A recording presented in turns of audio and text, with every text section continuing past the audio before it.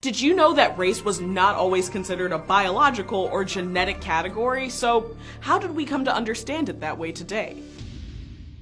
We all have a working definition of race. Whether you kinda understand it, hate it, claim not to see it, or study it, hint hint, cough cough, that's me, it still plays a role in all of our daily lives. From the way that people interact to the places they live and stereotypes they face, race is still a determining factor in our social structures, both inside and outside of the US. But full disclosure, I do a lot of US history, so this is a US specific video about race, since these histories operate differently across various contexts. Okay, so let's get started by asking, what were some of the earliest definitions of race?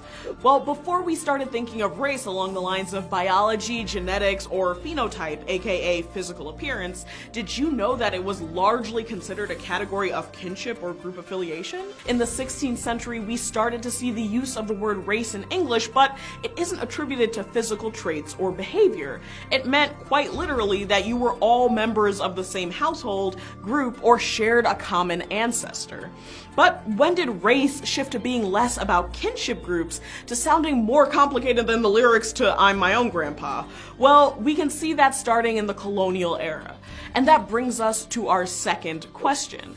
Why did we see the shift in the idea of race in the 17th and 18th century? The answer to this question is firmly rooted in two things: the rise of global capitalism that was backed by slavery and colonialism, and a period of theorizations in Europe known as the Enlightenment.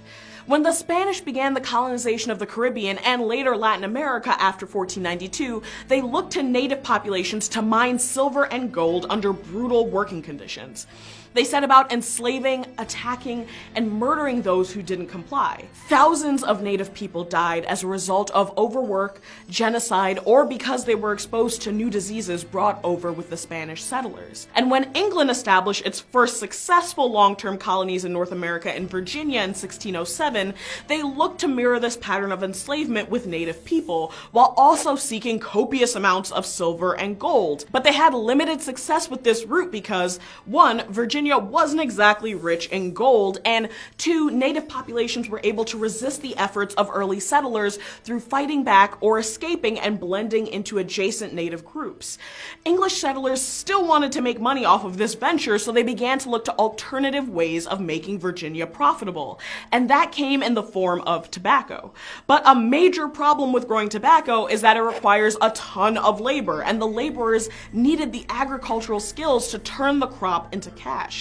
Because they had already met with sustained resistance from native populations, English settlers looked to other potential labor sources: enslaved Africans and indentured British laborers. There are some important distinctions to make between these two groups.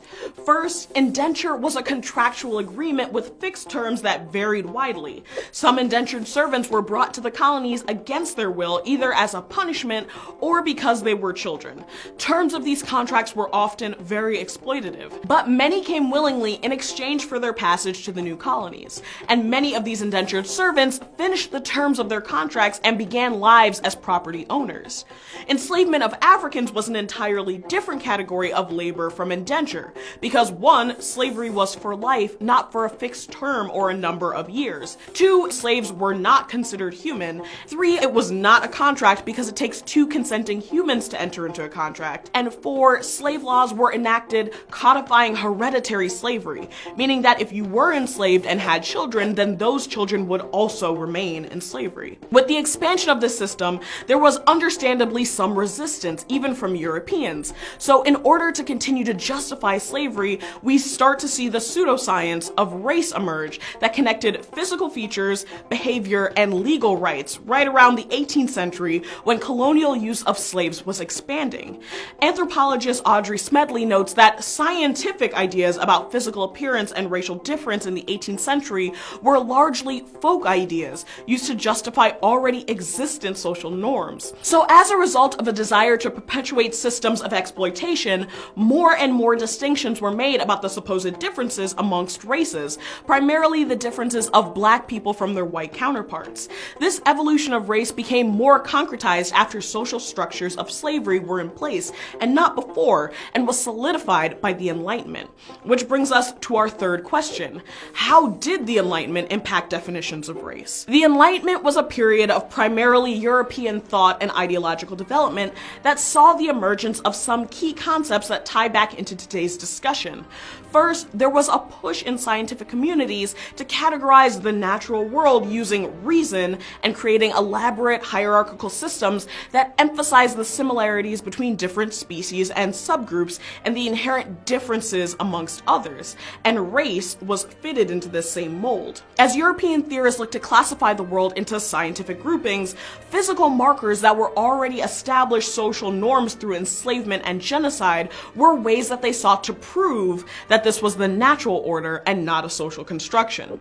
For example, Thomas Jefferson, who was a proponent of concepts like individual liberty and freedom for white men, or those he considered his peers, also made claims that black slaves required less sleep than their European counterparts to justify excruciatingly long and inhumane work hours. And Samuel Cartwright, who falsely claimed that drapetomania was a mental defect that caused enslaved black people to run away from slavery, as if wanting to escape a lifetime of enslavement was illogical. The Enlightenment formulation of history also played a crucial role in the development of social ideologies of race. Kant, Hegel, and other philosophers of their day claimed that certain racial groups stood outside of history or had no history, and this included all groups that they considered non-white or outside of European ideals of modernity. This meant that groups that were devoid of history and culture were inherently less valuable and therefore subordinate to other races, and they were cast as the natural sacrifices of progress. These assumptions were also codified into law in the 18th and 19th century. The first naturalization laws of the United States in 1790 limited naturalized citizenship to free white persons and excluded other groups. Children born of enslaved mothers were said to inherit the legal statuses of their mother, effectively keeping them in bondage perpetually. And Native Americans were often denied legal property rights, which helped to expedite the process of westward expansion across the North American continent. And anti-miscegenation laws were drafted in order to assure that people from different racial backgrounds did not intermarry or have children in order to protect ideals of racial purity. But these racial categorizations didn't always neatly align with skin tone.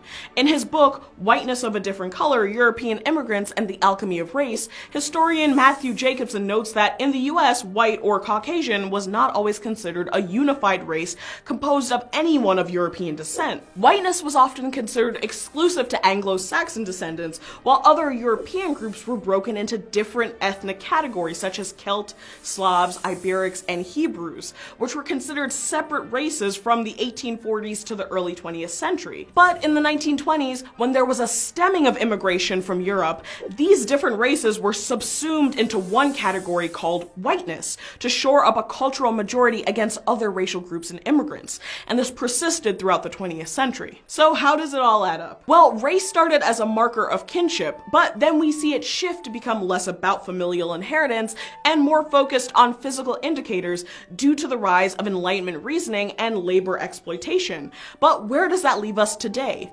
Well, in the past several decades, scholars have noted both an uptick in identifying with your ethnic history, for example, pride in your country or culture of origin, instead of just being white or black, but we've also seen a revival of outdated theories of race being biologically determined and attached to certain traits, like considering all people of one physical type as prone to certain behaviors.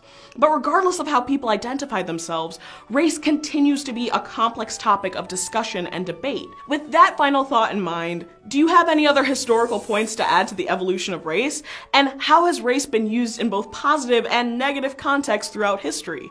Definitely be sure to check out the works cited this week, since there was a lot of material and ground to cover, and this was only just the surface. Well, that's it for this week. Drop them below, like, share, and subscribe, and we'll see you next week. Hey guys, thanks for all of your comments last week on what would happen if Islamic armies had won the Battle of Tours. Here's what some of you had to say. Rachel on Facebook speculates that European architecture would have been much different, and perhaps the influence of Moorish architecture would have spread past Portugal and Spain and into France. Thanks for watching, Rachel. Poseidon13 on on YouTube, who is a person, and I'm assuming not an aquatic god, says that he's really digging the new format of the episodes and enjoying the hypothetical questions.